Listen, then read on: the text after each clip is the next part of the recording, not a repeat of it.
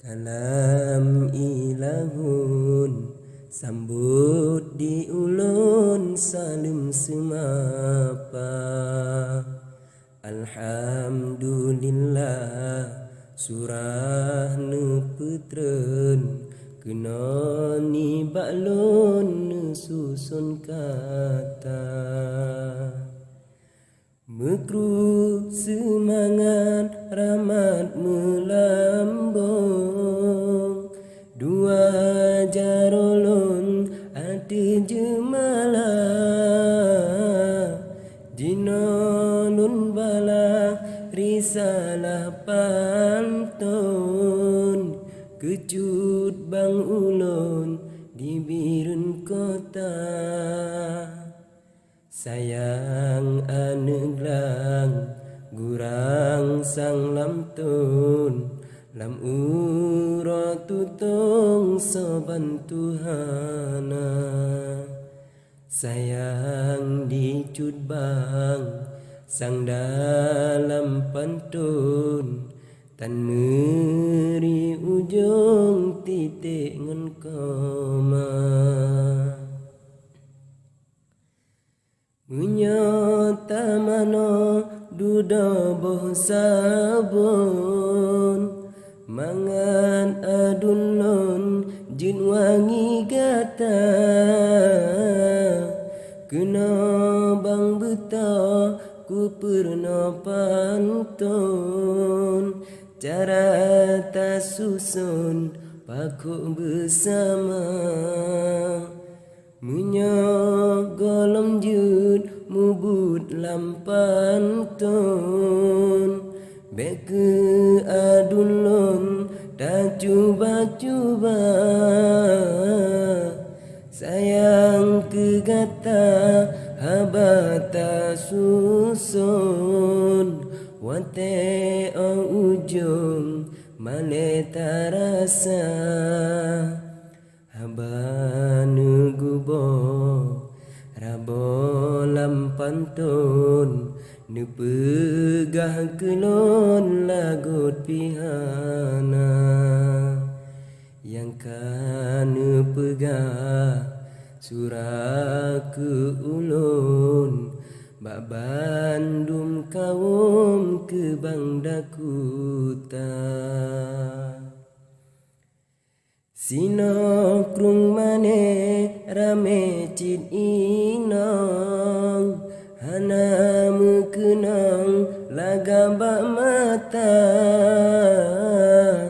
Kan karena rupa mita di ulun agama ampun yang pun nomor sa mebek tak pernah limo pajuhun dijih kamu fom da akai hana beta ja pernah kena ni balun ampun kamu fom salangan benar. Jinolun surah pegah ba ampun Kusa aidinun ngan sidra darah si adek jumi mekri disusun sebab bang kelon jumi narasa sayang bak jumpa hampa duron bungong si kuntum sangkarap malah karena ragu melu dalam on dengan keuntung beni kecewa jibagi kisah surah ni balun si bungong harum curhat bakanda sebab karena merana ujung maka jika kawum bagi cerita pakan tarsubra kadra dalam tong pakan dilutong gabul empana pakan hai birun takun ke ulun masalah ampun berusan gata mumang dimusang basang ayun mumang diampun ubat damita ule yang sakit cupet rakan lun koyok sabokum bejib ligata